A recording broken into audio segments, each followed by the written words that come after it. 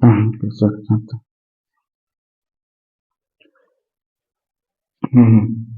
दोस्तों, good morning, good afternoon, good evening, good night, जो भी आपका टाइम चल रहा है, ठीक है।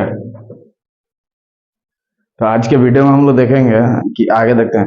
पिछले वीडियो में हम लोग देखे थे पदार्थ क्या होता है, ठीक है। यहाँ पर देख लीजिए, पहले पिछले वीडियो में हम लोग देखे थे पदार्थ क्या है, ठीक है, और उससे भौतिक गुण के बारे में थोड़ा थोड़ा देखे थे क्या। तो पदार्थ क्या होता है? पदार्थ वो है जिसमें भार हो, जिसमें कुछ भार हो।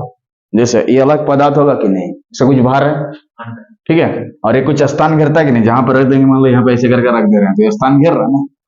मतलब कोई भी दुनिया का वो चीज जो स्थान घेरता है और जिसमें कुछ भार हो, उसको क्या बोलते हैं हम लोग? मैटर बोलते हैं। अब पदार्थ को द्रव्य भी बोल सकते हैं। क्या बोल सकते हैं? द्रव्य। देखो, द्रव और द्रव्य ये दोनों अलग अलग चीज है। यहाँ द्रव लिखा है, ये लिक्विड है, सॉलिड, लिक्विड, गैस ना, लिक्विड फॉर्म में। और यहाँ पे क्या है जो स्थान घेरता है उसको बोलते हैं पदार्थ या द्रव्य भी बोल सकते हैं, ठीक है।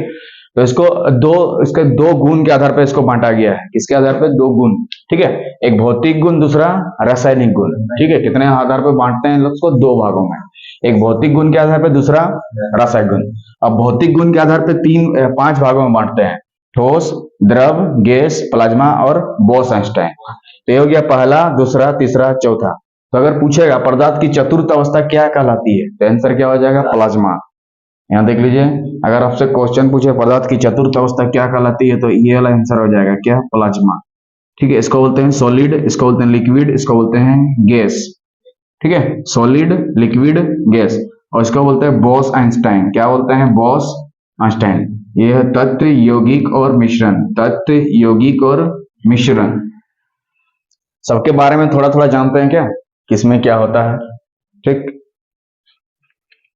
तो ये याद कर लेना है कि इसको कैसे बांटते हैं हम लोग, इस तरह से ना, पदार्थ को इस तरह से बांटते हैं। एक भौतिक गुण के आधार पर, दूसरा रासायनिक गुण के आधार पर। तो ठोस में क्या होता है? बहुत ही सामने सामने होता है।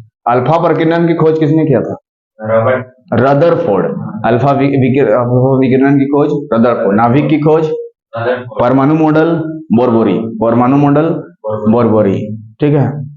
क्योंकि वो जो रदरफोर्ड और मैक्सवेल थे वो बता दिया था कि इलेक्ट्रॉन्स घूम तो रहा है लेकिन इसका एनर्जी लॉस भी हो रहा है, ठीक है।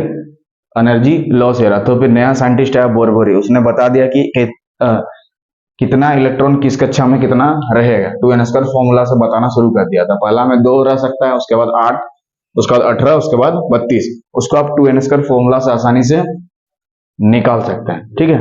तो पहला ठोस, द्रव, गैस, प्लाज्मा और बोस-आइंस्टाइन, ठीक है। तो इसमें ठोस में क्या होता है, द्रव में क्या होता है, गैस में क्या होता है, इसमें क्या होता है, थोड़ा थोड़ा इसको डिटेल्स में हम लोग अभी पढ़ेंगे। सॉलिड,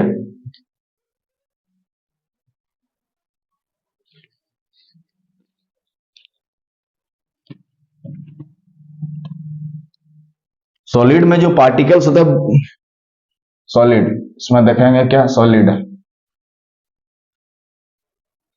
इसी को ना ठोस बोलते हैं। तो इसमें जो पार्टिकल्स बहुत सामने सामने रहते हैं, इसलिए उतना तेजी से गति नहीं कर पाते हैं। सॉलिड में पार्टिकल्स इतने सामने सामने रहते हैं कि उसमें तेजी से गति नहीं कर पाते हैं, ठीक है। तो यहाँ पे लिख देना होगा सबसे कम गति करता है। यहाँ पे क्या करना होगा? सॉलिड में सबसे कम गति। तो सबसे कम गति पूछेगा तो किसमें होगा बोलो? सॉलिड में सबसे कम गति। यहाँ लिख देंगे क्या? सबसे कम गति, कम गति, ठीक।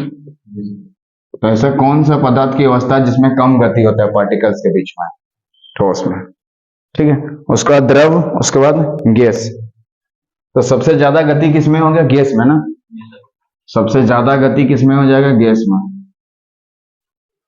सबसे ज्यादा गति किसमें हो जाएगा?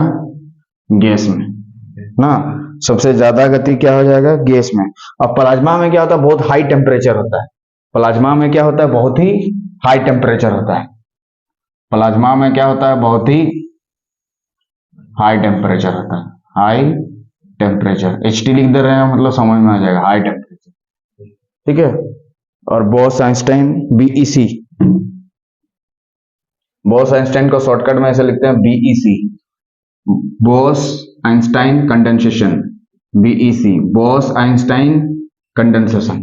तो पदार्थ की चौथी चौथी अवस्था पूछेगा तो क्या हो जाएगा? प्लाज्मा। ठीक है, यहाँ पे आपसे क्वेश्चन पूछे पदार्थ की चतुर्थ अवस्था क्या कहलाती है? प्लाज्मा। चतुर्थ अवस्था क्या कहलाएगा? प्लाज्मा।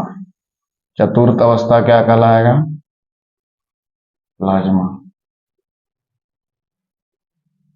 ठीक, पदार्थ की चतुर्थ अवस्था क्या कहलाएगा? प्लाज्मा।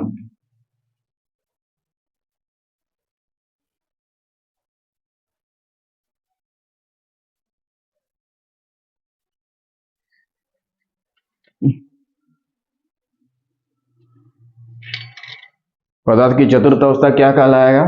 प्लाज्मा। ठीक है, तो तुमसे क्वेश्चन पूछेगा कि पार्टिकल्स इसमें तेज गति से घूमता है। हाँ, गैस में पार्टिकल्स, तो गैस के पार्टिकल्स इतना फ्री होते हैं कि फटफट इधर उधर घूम सकता है। ठोस में क्या होता है, जो पार्टिकल वो सट सट के रहता है। ठीक है, तो सबसे तेज गति से कहाँ होता है? गैस में। और प्लाज्मा में बहुत ही हाई टेम्परेचर होता है, ज्यादा टेम्परेचर होता है। ठीक है, तो पदार्थ की चतुर्थ अवस्था पूछेगा तो आंसर क्या हो जाएगा आपका पास? प्लाज्मा। क्वेश्चन पूछे पदार्थ की चतुर्थ अवस्था क्या कहलाती है, तो ऑप्शन में आपका रहेगा प्लाज्मा। ठीक है, क्या रहेगा? प्लाज्मा।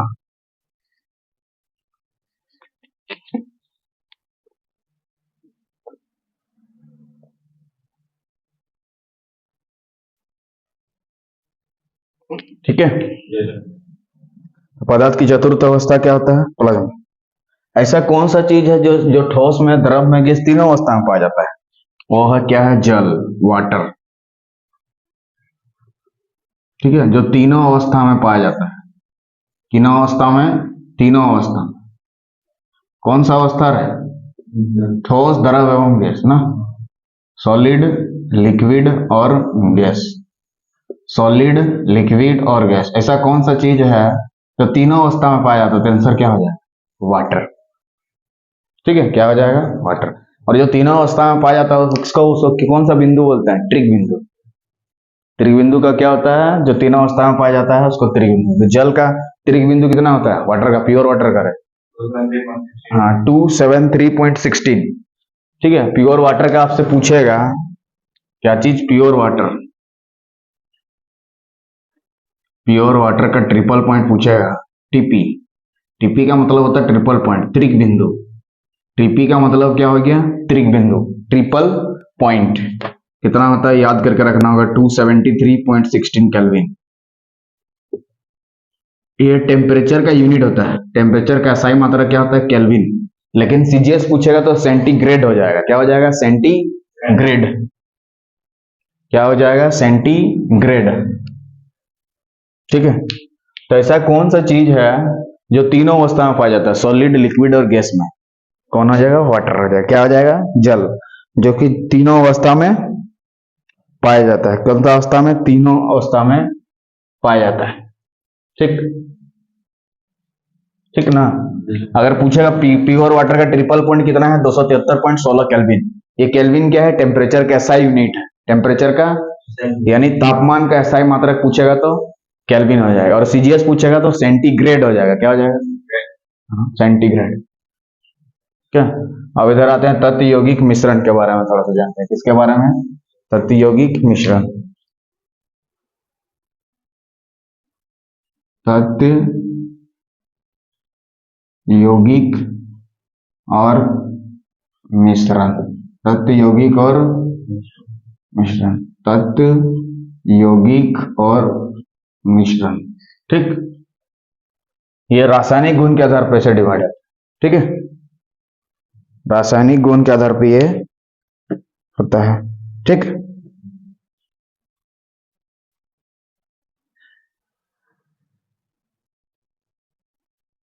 और तत्व क्या होता है? एक परमाणु से मिलकर बना होता है। ठीक है, वन एटम से। तत्व क्या होता है? एक परमाणु से मिलकर बना होता है। लिख दीजिएगा, तत्व क्या है? एक परमाणु से मिलकर बना होता है। तत्व क्या होता है? एक परमाणु से मिलकर बना होता है। मिलकर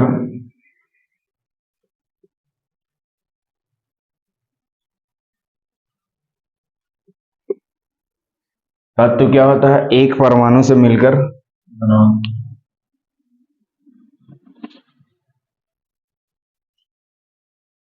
तत्व क्या होता है? एक परमाणु से मिलकर बना।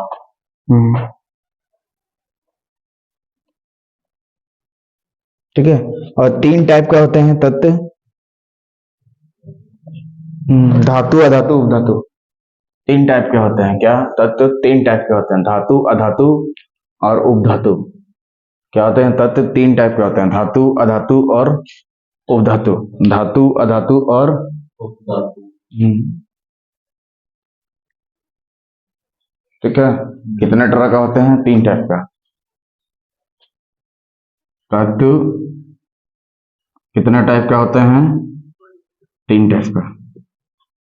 कितने टाइप का?